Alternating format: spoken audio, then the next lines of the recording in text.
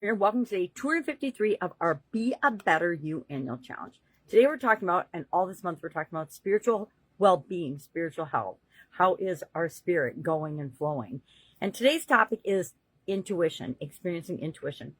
I'm reading a definition first, and I just pulled this off the internet. So just like the rest of us, when we want to know something, nowadays we just hop online, hop on the internet, and ask our favorite search engine or whatever system you have for finding information.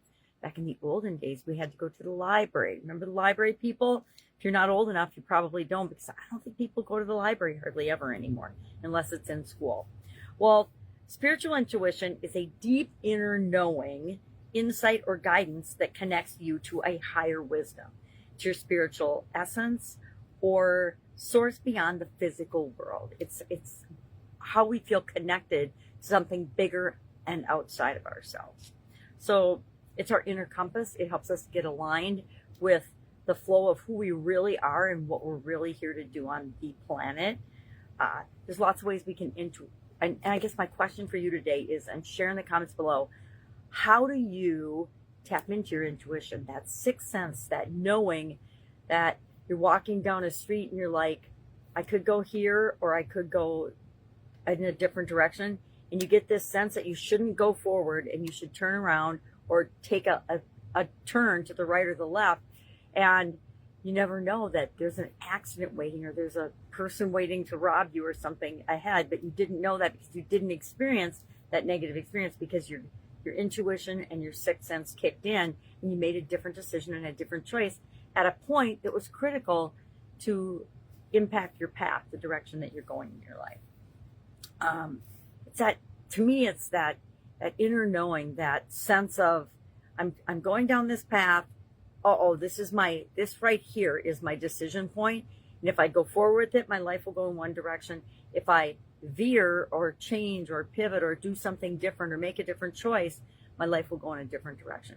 And we all have that, but we forget to tap into it. I was silent and blind and shut my intuition and my gut instinct down for about 2 decades. And I'm like, in certain areas and aspects of my life. And now I'm looking back and I'm like, okay, well, here were all the signs that this wasn't right for me. And I didn't do anything about it. Yet they were right in my face. And there were lots and lots of signs. And I still continued down a road that wasn't right for me.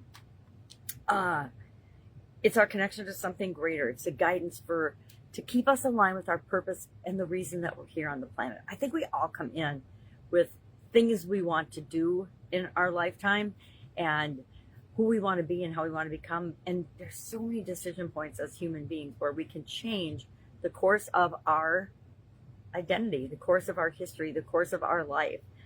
Yet we don't necessarily believe or understand we are always in charge. We're always in control, and we always get to decide. There's different ways, and my question for you today is, how do you notice or experience your intuition, your sixth sense? For me, a lot of times it's a feeling in my back and my shoulders, or a tingling in my neck, or literally in my gut, in my stomach. I'll feel my stomach will drop, or it'll get fluttery or excited. There's different things depending on the type of situation that I find myself involved in.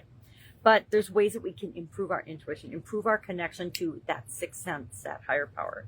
We can practice mindfulness, being present. We can meditate. I find that I have the best instinct when I have some quiet and peace around me.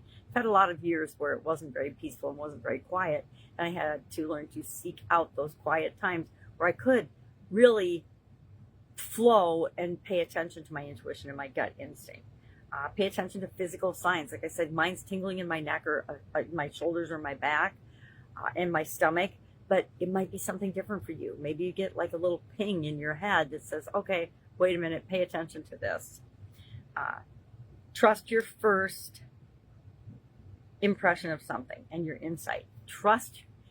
We all have this sixth sense. We all know when we meet somebody that just feels off to us, which means they are not right for us and we should get away as quickly as we possibly can.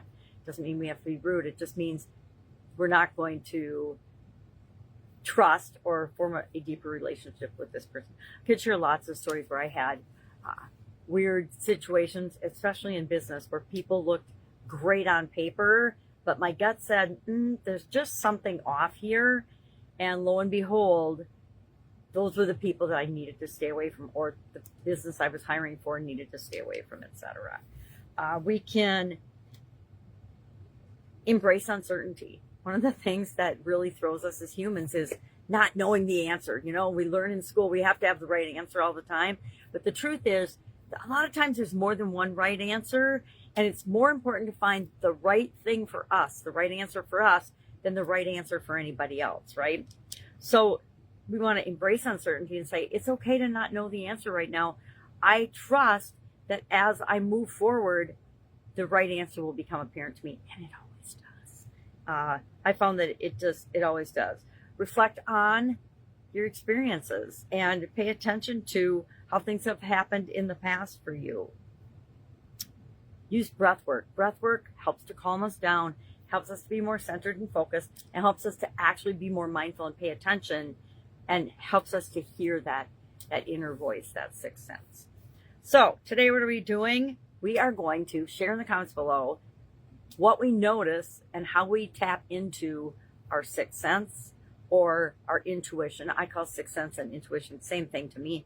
How do we do that? How do we do that? How do you do it so we can learn from one another? And then share maybe one insight that you've had maybe in the past, that because a lot of times, you know, hindsight's 20/20, and as we're going through something, we don't really realize how much a part our intuition or our gut instinct played in the situation.